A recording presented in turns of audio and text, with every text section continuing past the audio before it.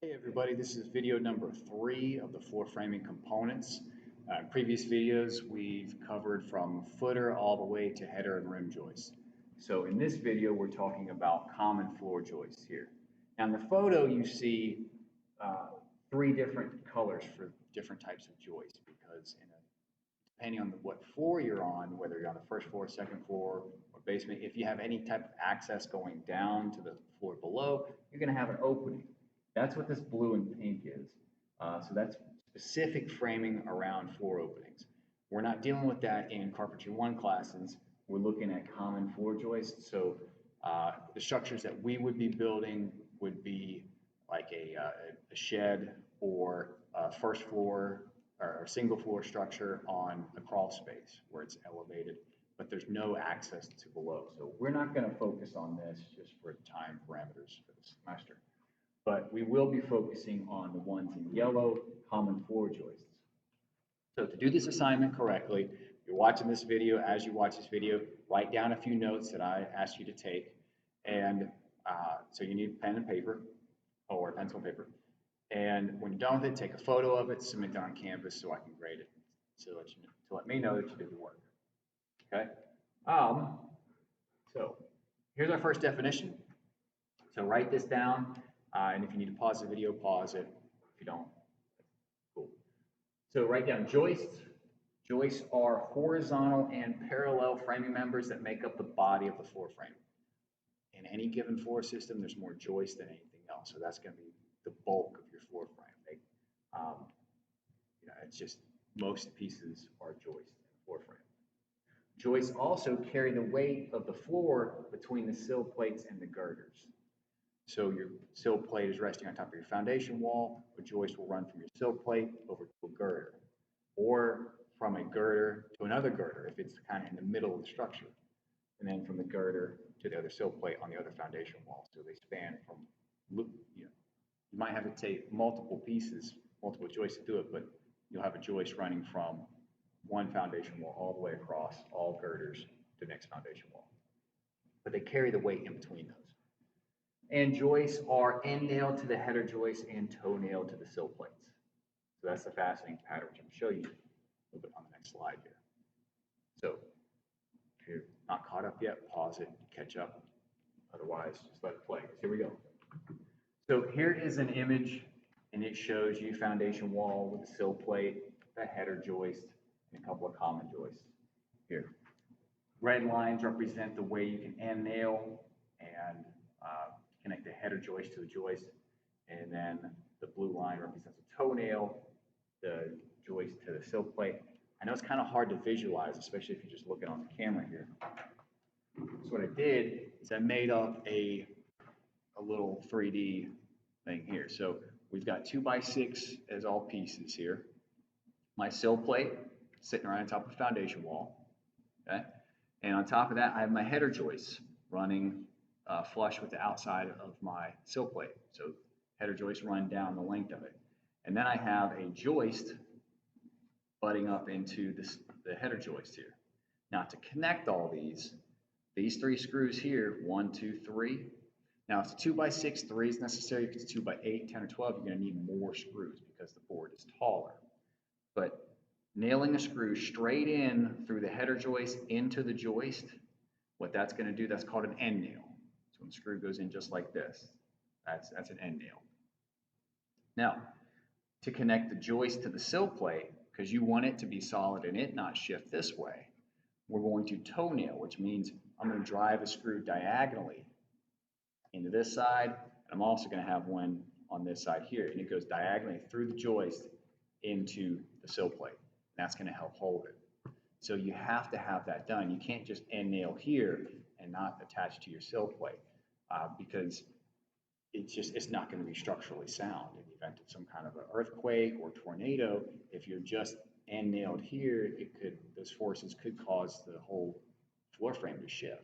So the more nails you have in it, the more secure it is, the better it stands up to those forces. So again, end nailed through the header joist into the joist, toe nailed through the joist into the sill plate.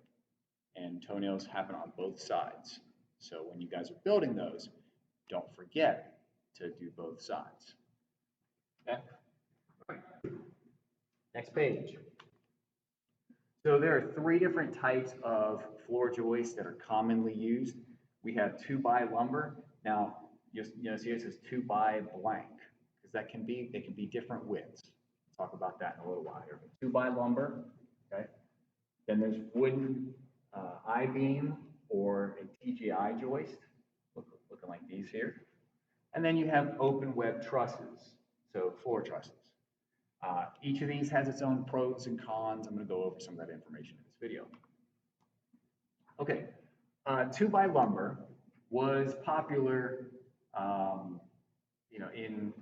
in days gone by, and it's still like it's totally fine to use if you follow code and especially if you are doing like one house or one structure.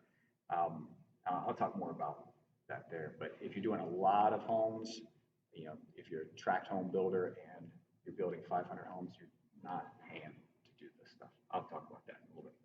All right, but it was more popular in the past, but most companies are skipping this and moving on to one of the other options. The pros for this is it's inexpensive material. It's compared to some of the other choices. Per piece, it's less expensive. It is also readily available, meaning I can get Lowe's, Home Depot, Ace Hardware. Any builder supply store is going to have 2x8s and 2x10s in stock. No matter where you are, you're probably not too far from being able to access these. So if you need a few more pieces, if some of the pieces that were shipped to you were broken, damaged, you just cut some, you just need some more, you can go and in an hour you'll be back and you have what you need. Okay, so those are the pros. The cons, it's labor intensive.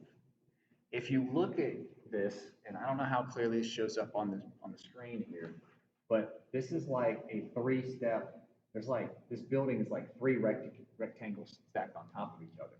So essentially, you're gonna have one set of joists, let's just say they're 12 feet wide or 12 feet long. And so you're gonna have all these 12-foot long joists running this way. Then you're gonna have a whole nother set of 12-foot joists running this way, and another set running over here. So essentially, you have to install joists 3 times. Over here, you can see the same thing. I mean, there's a whole lot of joists, and these joists come in maximum lengths of 16 feet. So if this is longer than 16 feet, you're gonna have to splice or connect 2 joists together to make them longer. So it's labor intensive. And when it's labor intensive, it means it takes a long time to install them, and you're paying people to do this. You're paying people $15, $20, $25 an hour sometimes to install these. That can build up cost. So the money that you save at being inexpensive, you're probably paying more in labor than the cost difference of one of the other options. So that's why a lot of the big companies are just using the other ones. And also, it's not as strong. So the distance that it can span, I'll talk about span in the next slide, but the distance from this end to this end, how far it can span without support is limited to a certain distance. And that's based on code charts and things like that. Again, I'll talk to you about that in a minute. So it's not quite as strong as some of the other ones. But I've got a piece, again, here's just a piece of 2x10. So this is, your average standard stuff. Now, you can go smaller with a smaller span. You can actually use a narrower board, but a lot of floors are built out of 2x10s or even 2x12s, which are about 2 inches wider. So most of the floor framings out there, so a good strong 2x10 floor, it'll do the job. And like I say, if you're a homeowner building one house, then it's not a bad deal. But if you're building a bunch of them, they kind of skip these. So let's find out more information about these. I do want you to write another definition down for spans. Don't have it written up here, but I'm going to do it right now. Spans are the distance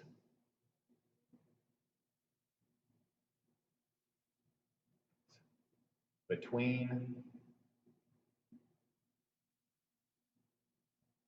supports.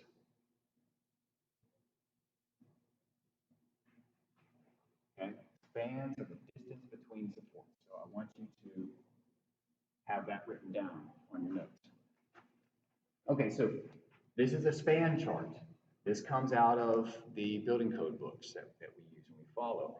And essentially, this says, based on the size of your lumber, based on the joist spacing that you have, and how much weight you want it to hold, this will tell you how far you can stretch in between your studs, excuse me, your joists, and how far they can go without support. So let's just say we've got this 2x8 lumber, we got this 2x10 lumber here. Okay, so that is this category. Let me just highlight that. So 2x10 here. Oh, that's not it. There, and there. So that's those spans for 2x10s. Now, I've highlighted 16 inches because 16 inches is the most common joist spacing between from one joist to the next joist to the next joist to the next joist. It is 16 inches. You can go closer, you can go farther, but it changes how far you can space things here. Also, you have these live loads and dead loads. What that means, live loads is like people, items, things moving back and forth, like weight that shifts throughout the house, throughout the structure. Dead load is things that don't shift. So your furniture, filing cabinets, supplies, things that are stationary, but still the floor needs to be able to support those. This is what they do. And the 10 PSF for dead load, that's pounds per square foot. So 10 per square foot, 20 per square foot, live load, 30 per square foot or 40 per square foot. So essentially you have 4 different sections you can pick from here. And also the other factor here that's not on this is the type of lumber. So being able to read these charts, it's one of the skills that you kind of develop over time. But let's just focus on this here. So if I had 2x10s and I've got 16-inch spacing and I want the 10, if I'm not having a lot of people, not having a lot of stuff, a 10-pound dead load, a 30-pound live load, I can go 18 feet between supports. That's what they've tested and they've proven. However, if I know I'm going to have a lot of stuff, a lot of weight, and if I know I'm going to have a lot of people traffic, and I want to get that 20 pounds of dead load and 40 pounds of live load, now you look, I've got my 2x10 over here, got my 16 there, I can only go 14 feet and 8 inches between supports. So that means essentially my girders are going to be at maximum 15 feet apart, and like from the edge there. So I have to take that into account where my girders sit. So this information right here directly ties into where your girders are. Now you can see if you go down in lumber size, we go here from 14.8. If I just drop to the 2x8s instead, I'm down to 12 feet and 4 inches. So I lose 2 feet and 4 inches of linear distance between my girders if I drop to 2x8s. 2x6s, I can't even go 10 feet. So you can see the trend. The smaller you go, the further apart you're spaced, the closer your girders have to be. Because even in here, if I run 24 inches on center, I can only be 12 feet apart. Now, 24 inches on center, I don't have to buy as many joists as I do with 16, but I have to have my girders closer together. Or if I go up to 12 inches center, so if I put more joist in, it can distribute that weight more evenly, and I can get up to 16 feet and 11 inches, so almost 17 feet in between my girders. So there's pros and cons to all this, but usually your architects and engineers can figure this stuff out for you. You just follow the building plans. But if you're doing this on your own, designing something on your own, you want to make sure to follow this so you don't underbuild your framing. If you underbuild your framing and it breaks, even if it just sags, over time it's going to be bad. And you're going to have to go back in there and level it up and put in more supports and things. So might as well Do the research, do it right the first time. All right, so make sure again you have that span distance between supports. Okay, when joists do land on girders, because here's just a general depiction. You've got foundation walls, you've got your sill plates, you've got your floor joists. If they're not long enough to go from one end to the other end, they're going to have to land on the beam and a girder. So here's your girder right there. And you have a split or a splice. When two boards join together to create a splice to make something longer, this is a typical way to do it. Okay, so again, your joist carries the weight from your sill plates to the girders to sill plate, or girder to girder, if your floor is real wide. Now, there's several ways that you can actually splice joists. You can have a passing joist system here, where literally the two joists rest side by side. You can see from the image, you've got one board running here and a second board running there. And this is the way they do. And those are nailed together. And you can see it here. Now, part of this, you need a minimum of 12 inches for passing joists. Okay? If it's less than 12 inches, it's not going to have enough support and it could tear away under extreme pressure. So you want at least 12 inches. Now, the other style is what we call butting joists, where essentially two pieces come together in a straight line, and then you add a third piece. I'm going to highlight in red here. This third piece is known as the scab. And that scab is going to be usually about 24 inches long. And it's just a piece of scrap stuff that you can nail and you can fasten to each joist. The advantage here is all your joists stay in nice line, so it's better when you're laying down all your subfloor later on the process. All right, now you will have times where you're going to have to drill holes, or your electricians, your plumbers are going to have to drill holes in joists to be able to run their wires, or run their conduit, be able to run their pipes, so on and so forth. But there's criteria if you are doing this with dimensional lumber. What I want you to write down on your notes is that the maximum is 1/3 the joist size. So you cannot exceed that. So if we have a 2x10, we have a 2x10 joist, the 10 actually only equals 9¼ inches. And we're going to divide that by 3, which roughly gives us 3 1/16 of an inch. Okay, so we can't make a hole any bigger than 3/16 or 3 inches in this 2x10 joist. Also, you have to take into account you have nothing in your top 2 inches or your bottom 2 inches. So in your notes, also write no holes or notches in the top 2 or bottom 2 inches. Because if you were to cut down here, the weight of the floor could crack that joist, cause it to drop farther, or even collapse in total. Because usually you're going to have a row of these going through every joist. So if they're all cut on the bottom, and then you put weight on there, like you load your drywall in the house, tile, hardwood floor, boom, the whole thing collapses. People are walking back and forth, things collapse. So nothing on the bottom 2, nothing on the top 2, just in the middle, and just in the center of the joist.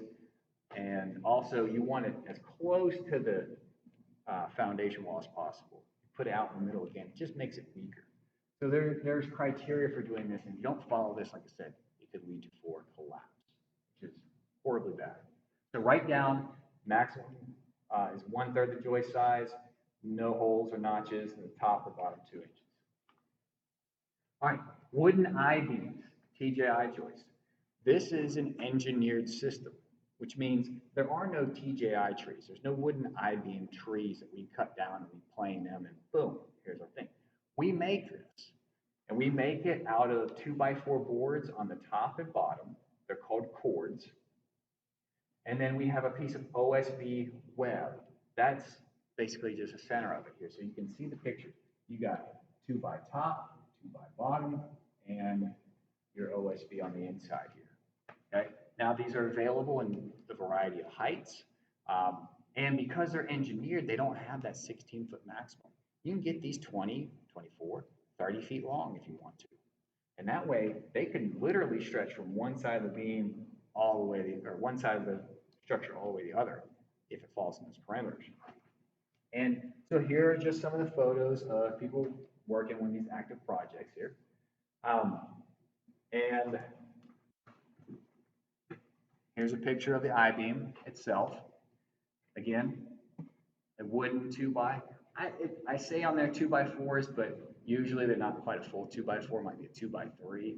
But you've got a nice wide area to fasten to with all your your subfloor. So that also makes it really easy. So you've got that, and then you've got the OSB in the middle.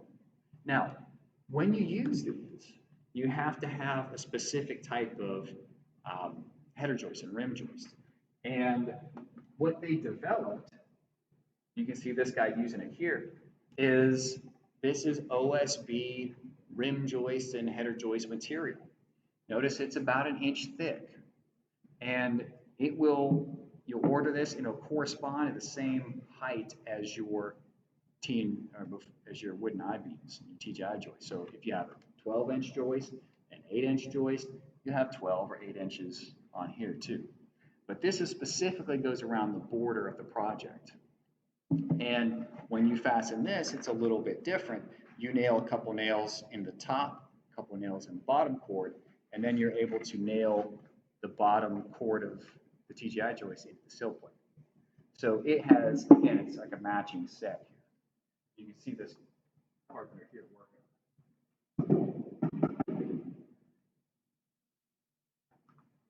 Now, there are less restrictions when it comes to making holes in TjiJoist. As you can see, this worker, this HVAC worker, is able to drill these holes in a straight line down to this OSB web. And essentially, as long as you don't cut the top or the bottom cord, you can do almost anything you want inside of it. You want a big square cut out, you can cut a big square out. It will hold the thing. It doesn't seem like it's right, but it is right. So you can cut a lot of stuff in here. Now, the only things that you don't want to do is you want to make sure if you have staples, like if you're an electrician, make sure when you put staples through, you're not going to hit a wire on the other side because the board is only so thick and staples are usually like an inch long. So make sure you're not going to staple into another wire because that could lead to sparks and fires. But for pipes, for wiring, for HVAC, any type of mechanical plumbing, this is a great option. Also, most of the stuff is really tall, so you got a lot of space to work in. Okay, last one here that we're going to talk about, actually next to last one, is open web trusses. So these look like wood versions of the trusses you see on bridges. You have a top cord running here, bottom cord running there, and now you have a diagonal web in most cases running back and forth with 2x4s. Now this web can be wood or metal. Some advantages here, it spans even farther. You can get these things in 40 and 50 foot lengths because again, this is made to order. And so they'll match your project with this here. So they span even farther, they're stronger, and they're very fast to install. And they're really easy to work with, especially like these are also can be 12 inches, 16, 20, 24 inches tall. So you have a lot of space in here. So you can run all of your duct work and plumbing, everything, and it all tucks up inside the floor system. And any electrician, plumber, HVAC, they love these things here. Makes the job really, really easy. In fact, you can see, because they're designed, all the diagonals are all nice lines here. So when you look at it, all your runs can be nice and straight with stuff. And here is some duct work running through these open truss lines here. So you've got supply trunks, return trunks, all that kind of stuff. And it's just so easy because you can just run it, feed through. So there's so much room, it makes it really easy. Here's just a really small truss. Oh, I forgot to mention the truss plates. Truss plates connect all the boards together. But you've got a top board, you have top board, bottom board, and in this case, these are the webs. They're not diagonal because this was just a really small one, but normally they'd be on some type of diagonal. And the engineer will figure that out to figure, hey, what angle is the best? And they got computer software to make that work. And then they put all the truss plates on, they crunch it all down, and then this is solid as solid can be. And the other really nice things when it comes time to put your subfloor on here, you have 3.5 inches to work with. So you're not really missing, like your screws or your nails for the subfloor can vary back and forth, but you're probably going to hit it and it's going to catch. Or if you're joining two pieces of OSB on this one truss, there's a lot of room instead of just 3/4 of an inch on a dimensional lumber piece. So there's a lot of space, makes installation super easy. Did I mention it was strong, fast, and super easy to work with? Okay. Now, these are much more costly, but the time it takes to install and there's other advantages, it's well worth it. So if you have the money in your budget, do this. Now, do not cut the trusses. They're engineered. You cannot cut them without an engineer's approval. So they are engineered and designed exactly to fit the way they're supposed to. So you shouldn't have to modify them at all. Now, there are steel joists. Steel joists, and typically you're seeing these more with high-end, especially joists like this with high-end decks, like outdoor decks.